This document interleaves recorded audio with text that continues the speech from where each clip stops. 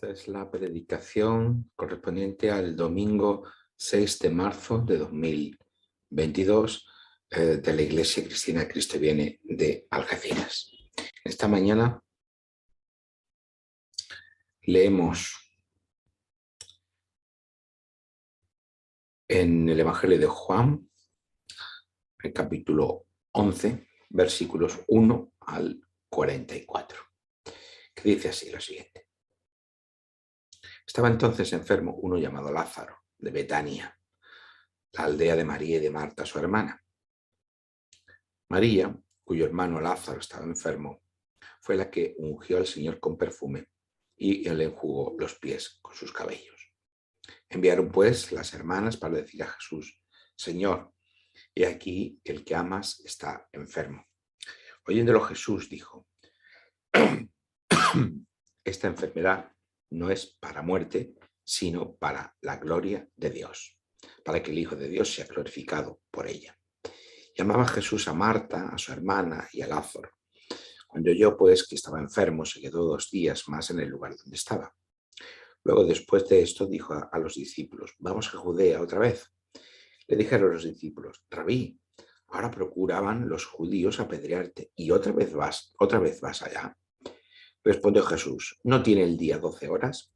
El que anda de día no tropieza, porque ve la luz de este mundo, pero el que anda de noche tropieza, porque no hay luz en él. Dicho esto, les dijo después: nuestro amigo Lázaro duerme, mas voy para despertarle. Dijeron entonces sus discípulos: Señor, si duerme sanará. Pero Jesús decía esto de la muerte de Lázaro, y ellos pensaron que hablaba de reposar del sueño. Entonces Jesús les dijo claramente: Lázaro ha muerto, y me alegro por vosotros de no haber estado allí, para que creáis, mas vamos a él. Dijo entonces Tomás, llamado Dídimo, a sus condiscípulos: vamos también nosotros, para que muramos con él. Vino pues Jesús y halló que hacía ya 4 días que Lázaro estaba en el sepulcro. Betania estaba cerca de Jerusalén, como a 15 estadios, y muchos de los judíos habían venido a Marta y a María para consolarlas por su hermano. Entonces Marta, cuando oyó que Jesús venía, salió a encontrarle, pero María se quedó en casa. Y Marta dijo a Jesús: Señor, si hubieras estado aquí, mi hermano no habría muerto. Mas también sé ahora que todo lo que pidas a Dios, Dios te lo dará. Jesús le dijo: tu hermano resucitará. Marta le dijo: yo sé que resucitará la resurrección en el día postrero. Le dijo Jesús: yo soy la resurrección y la vida. El que cree en mí, aunque esté muerto, vivirá. Y todo aquel que vive y cree en mí no morirá eternamente. ¿Crees esto? Le dijo: sí, Señor, yo he creído que tú eres el Cristo, el Mesías, el Hijo de Dios, que has venido al mundo. Habiendo dicho esto, fue y llamó a María su hermana, diciéndole en secreto: el maestro está aquí y te llama. Ella, cuando lo oyó, se levantó deprisa y vino a él. Jesús todavía no ha entrado en la aldea, sino que estaba en el lugar donde Marta le había encontrado. Entonces los judíos que estaban en casa con ella y la consolaban, cuando vieron que María se había levantado deprisa y había salido, la siguieron diciendo: va al sepulcro a llorar allí. María, cuando llegó a donde estaba Jesús, al verle, se postró a sus pies diciéndole: Señor, si hubieras estado aquí, no habría muerto mi hermano.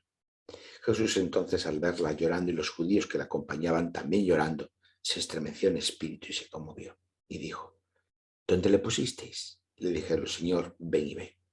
Jesús lloró. Dijeron entonces los judíos: mirad cómo le amaba. Y algunos de ellos dijeron: no podía este que abrió los ojos al cielo haber hecho también que Lázaro no muriera. Jesús, profundamente conmovido otra vez, vino al sepulcro. Era una cueva y tiene una piedra puesta encima. Dijo Jesús: quitad la piedra.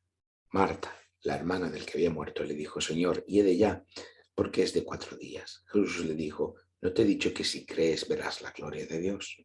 Entonces quitaron la piedra de donde había sido puesto el muerto. Y Jesús, alzando los ojos a lo alto, dijo: Padre, gracias te doy por haberme oído. Yo sabía que siempre me oyes, pero le dije por causa de la multitud que está alrededor, para que crean que tú me has enviado. Y habiendo dicho esto, clamó a gran voz: Lázaro, ven afuera. y el que había muerto salió, atadas las manos y los pies con vendas y el rostro envuelto en un sudario. Jesús le dijo: desatadle y dejadle ir. Hasta aquí la lectura en esta mañana. Hay momentos en nuestra vida donde desearíamos tener una hoja de ruta clara, unos pasos ciertos a dar y que nos llevasen a un destino seguro y diáfano. Probablemente todos hayamos experimentado una de estas dos posibilidades, o las dos, claro. Por un lado, habremos experimentado etapas en nuestra vida donde nuestros planes se han ido cumpliendo con mayor o menor grado de satisfacción, pero que en cada momento teníamos la convicción de saber qué hacer y hacia dónde dirigirnos, tener una meta, más o menos las cosas han ido discurriendo como podía esperarse. Quizás incluso en ese camino el Señor nos haya sorprendido en algún momento y hemos ido más lejos de los que esperábamos, o incluso hayamos encontrado caminos que nunca habíamos pensado transitar, pero no ha sido algo traumático ni algo excesivamente dificultoso o negativo. Pero también puede ocurrir, y seguramente lo habremos experimentado también, otros momentos cuando nos hemos sentido bloqueados, cuando nos hemos visto incapaces de tomar ninguna decisión. Y pareciera en esos momentos que el camino se ha oscurecido y nos percibimos incapaces de saber lo que hacer o hacia dónde dirigirnos. ¿Y cuánto hubiéramos agradecido haber tenido una hoja de ruta a mano en ese momento? Como digo, son dos experiencias que probablemente hayamos tenido todos en algún momento de nuestra vida.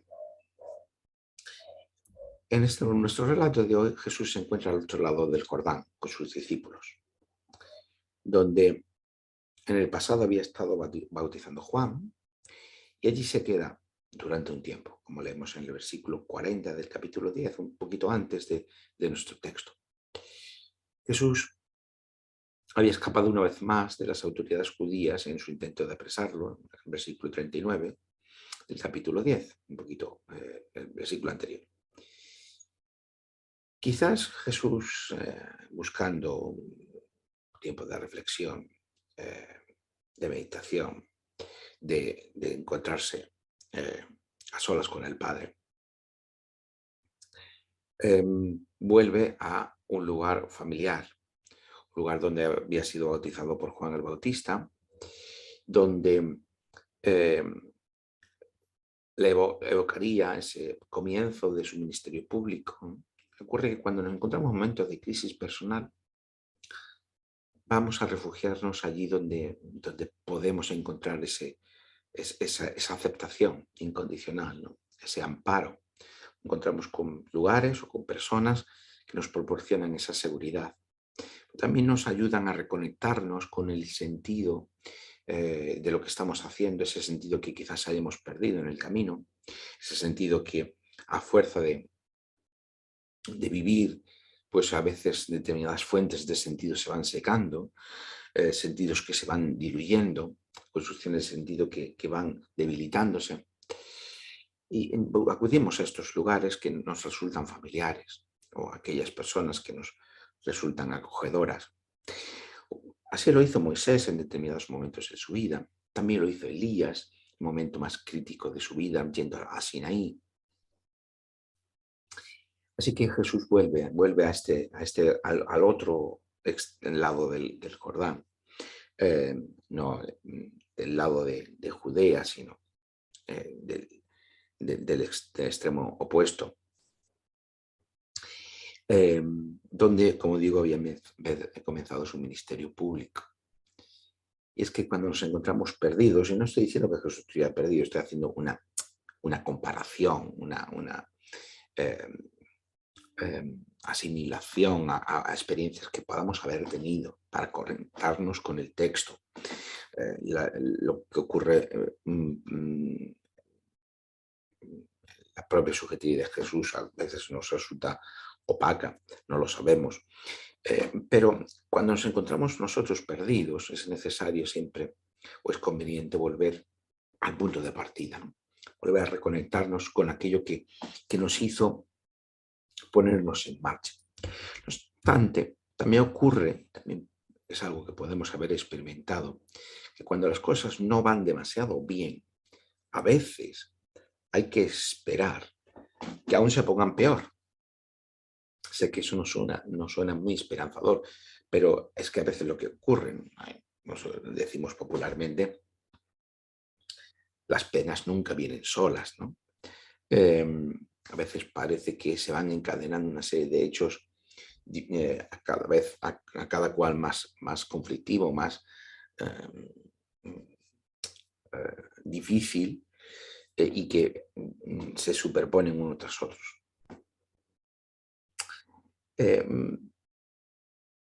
Jesús recibe una mala noticia. Le comunican, le llega la noticia de que un amigo suyo, Lázaro, está gravemente enfermo. Versículo 3 de este capítulo 11. La reacción de Jesús nos recuerda mucho a la contestación que vimos la semana pasada, cuando en el texto los discípulos le preguntan a Jesús el porqué de un hombre que había nacido ciego. La respuesta aquí de Jesús, recuerda, como digo, esa otra respuesta que vimos en el capítulo 9, en este capítulo 11, el versículo 4, Jesús dice, esta enfermedad no es para muerte, sino para la gloria de Dios, para que el Hijo de Dios sea glorificado por ella. Pues, en la semana pasada decíamos, no pecó ni sus padres, sino que su ceguera es para la gloria de Dios, ¿no? Para manifestar la gloria de Dios. En este caso, esta enfermedad no es para muerte, sino para la gloria de Dios, para que el Hijo de Dios sea glorificado por ella. Es decir, una vez más, Jesús lleva a cabo una señal o un signo para hacernos ver la realidad de lo que Dios está haciendo en el mundo. Esta serie de signos en los que la primera parte del Evangelio de Juan está estructurada, puede considerarse el último de esos signos, ¿no? Que además nos va a conectar precisamente con lo que va a ocurrir en la segunda parte del Evangelio. La resurrección de Lázaro es anticipo provisional de la victoria de Dios sobre la muerte a través de su Hijo Jesucristo, pero también es un anticipo de lo que va a ocurrir con la propia resurrección de Jesús. Evidentemente no son comparables, pero de alguna forma se nos está anticipando, se nos está mostrando hacia dónde vamos, ¿no? En la propia narración. La narración de Juan nos aclara que Jesús tenía una gran amistad tanto con Marta, con María, como con Lázaro, que eran tres hermanos, versículo 5. En su casa Jesús pues, se habría hospedado en diferentes ocasiones.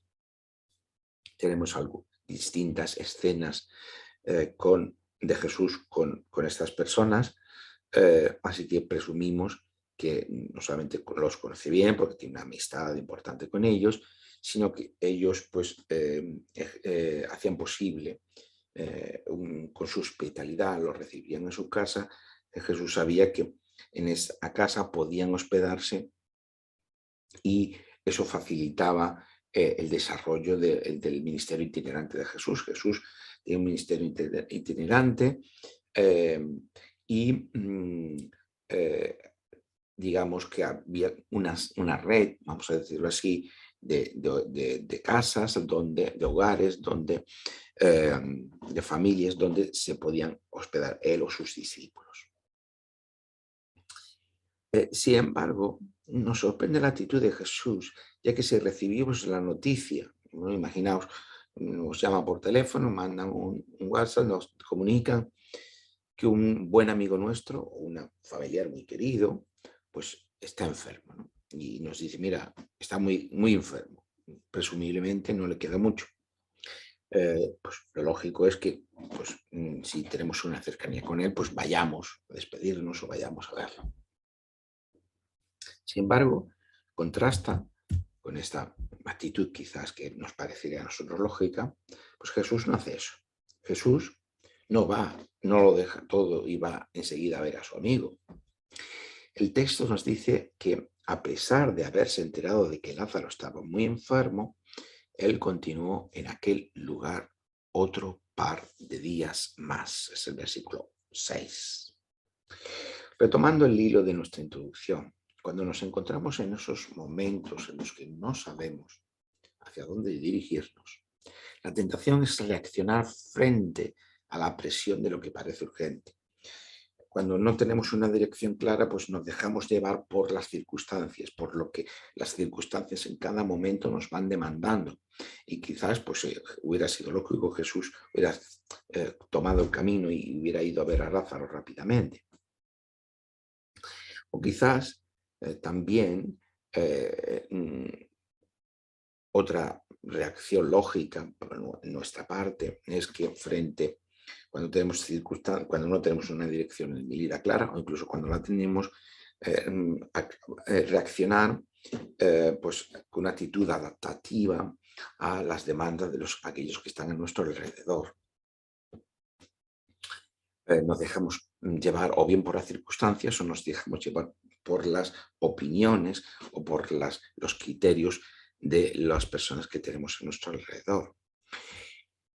Sin embargo, contrasta frente a este dejarnos llevar por las circunstancias o por las personas, que Jesús no tiene prisas, ni se deja condicionar por las circunstancias, ni tampoco se deja condicionar por las opiniones de aquellos que tiene a su alrededor.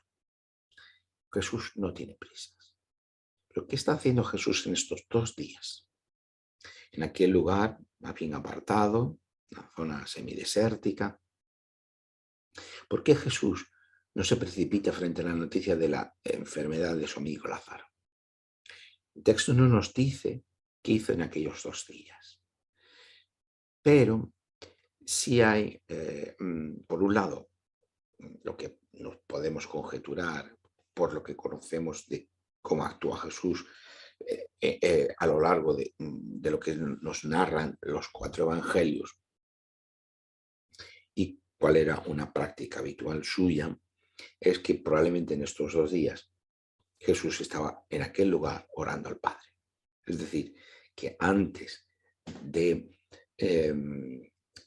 ponerse en camino, Jesús pasa 2 días orando al Padre, probablemente intercediendo por lo que iba a ocurrir a continuación.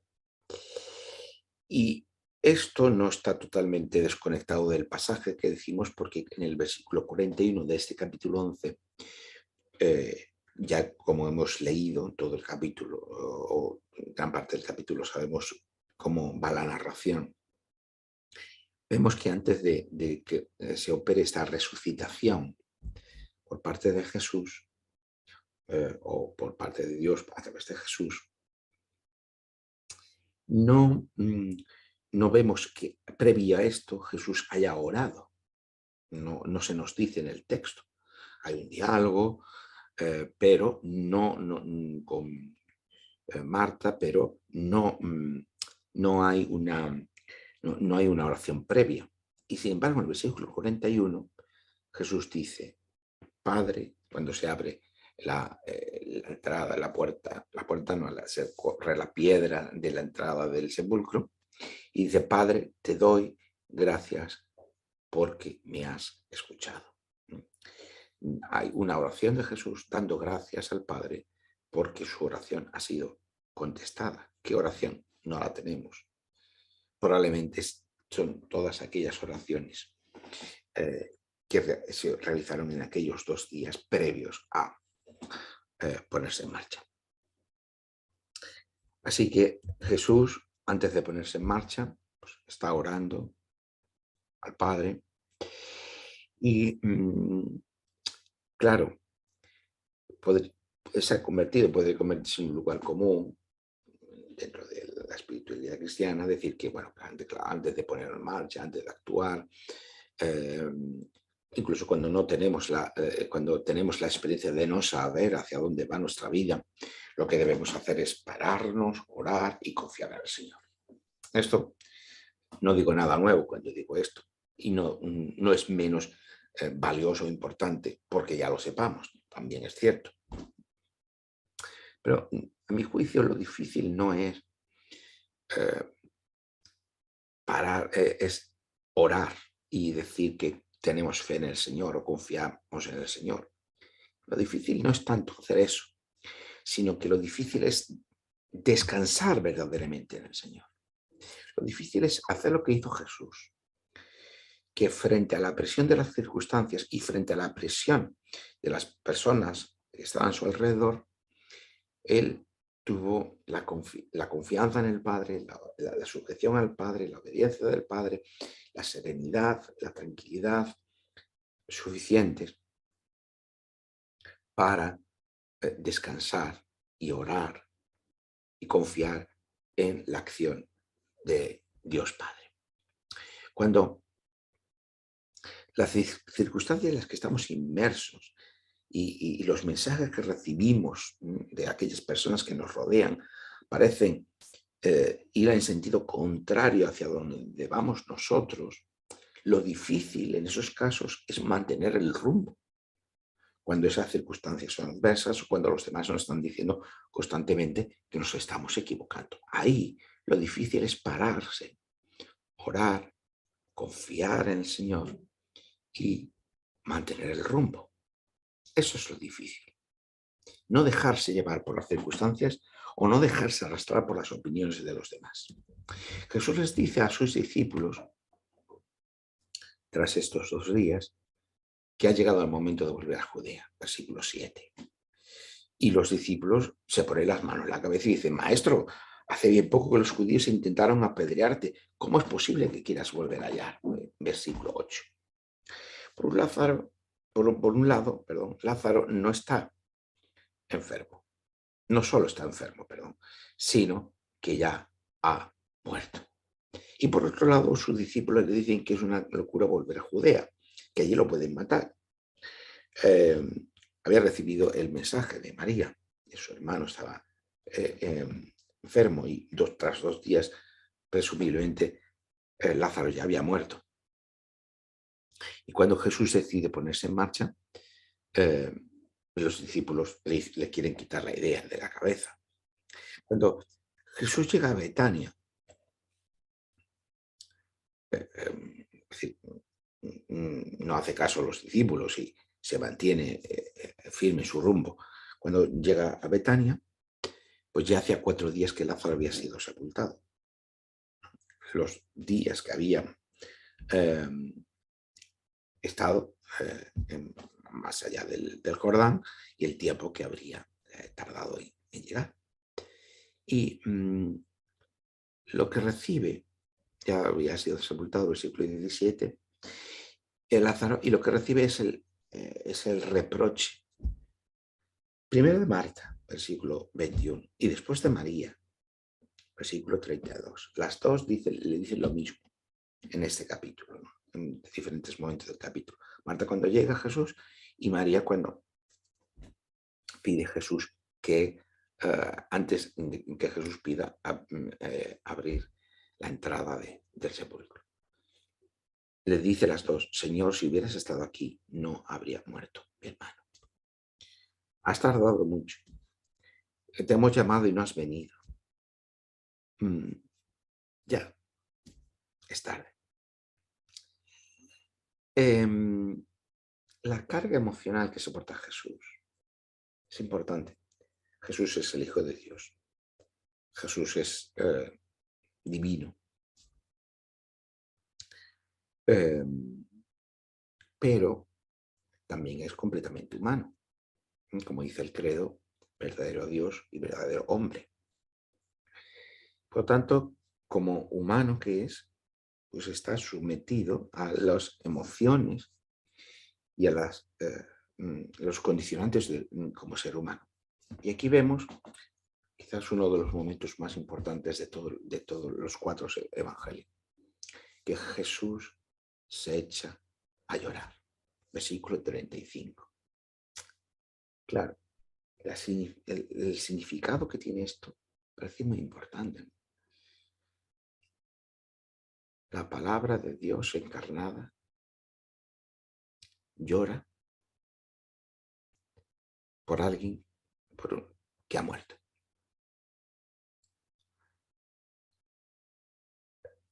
Esto ya nos dice mucho de qué Dios es el que nos está manifestando por medio de la palabra de Dios, que es Jesús. Dios que llora, que muestra compasión con el dolor, el sufrimiento y la muerte del ser humano. Y en este momento de dolor, de tristeza para Jesús, los que lo ven, los que están allí, en vez de mostrar compasión, de mostrar apoyo, de mostrar cercanía o respeto, tienen ese comentario displicente que genera más presión, ¿no? Y este que dio vista al ciego, en capítulo 9, ¿no podría haber hecho algo para evitar la muerte de su amigo? Me huelen mucho estas palabras, las palabras de aquellos que estaban a los pies de la cruz, cuando Jesús está crucificado. Dicen, ¿este no es el Hijo de Dios? Pues, bueno, pues que baje y que lo veamos, ¿no? Y este que dio vista al ciego no ha sido capaz de sanar a su mejor amigo, uno de sus mejores amigos. Jesús esperó 2 días para ponerse en camino.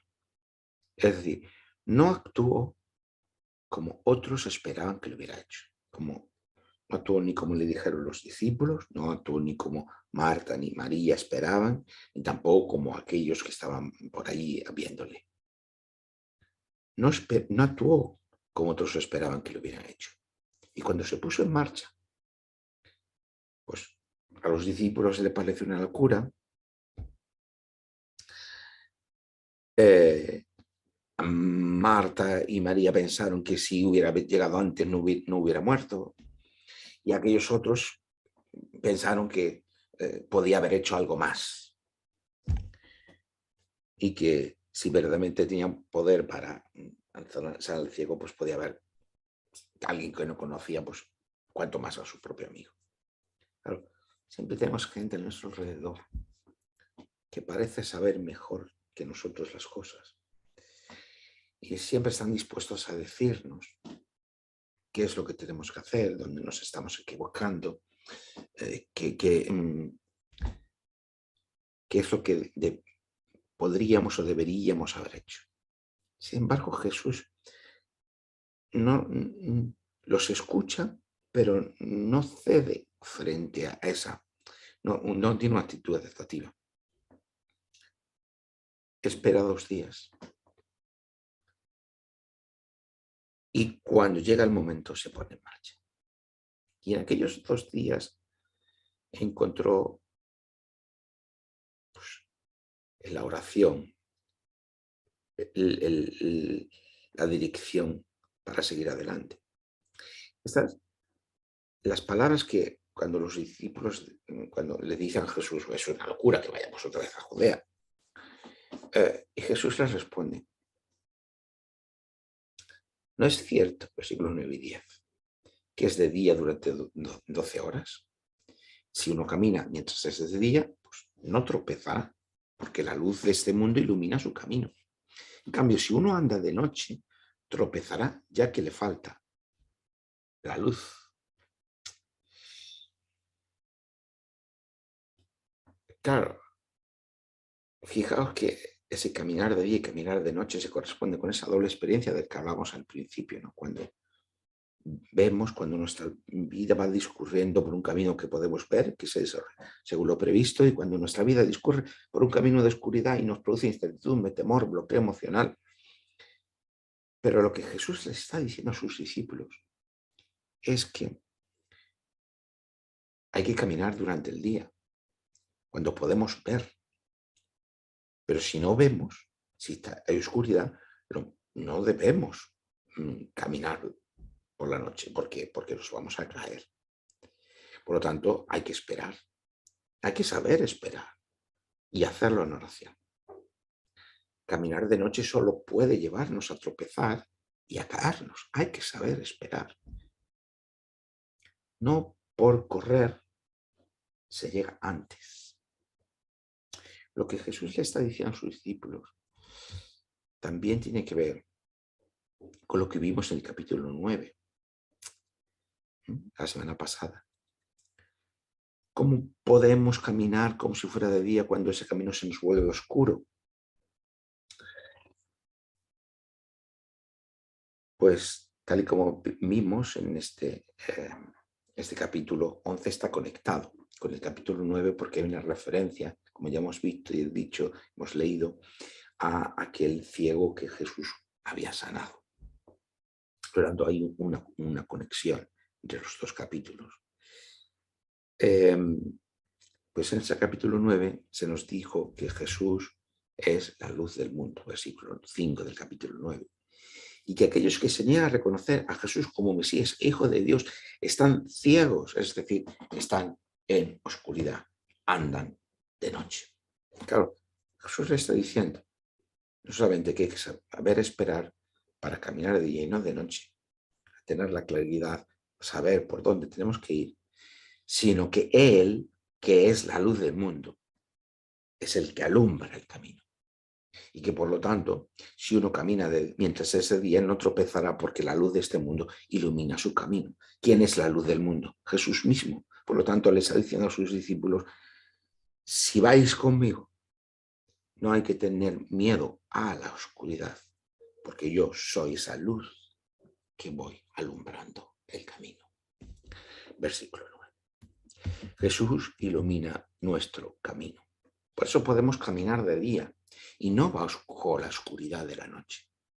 En definitiva, podemos caminar de día porque podemos confiar y descansar en Jesús como la luz que ilumina nuestro camino.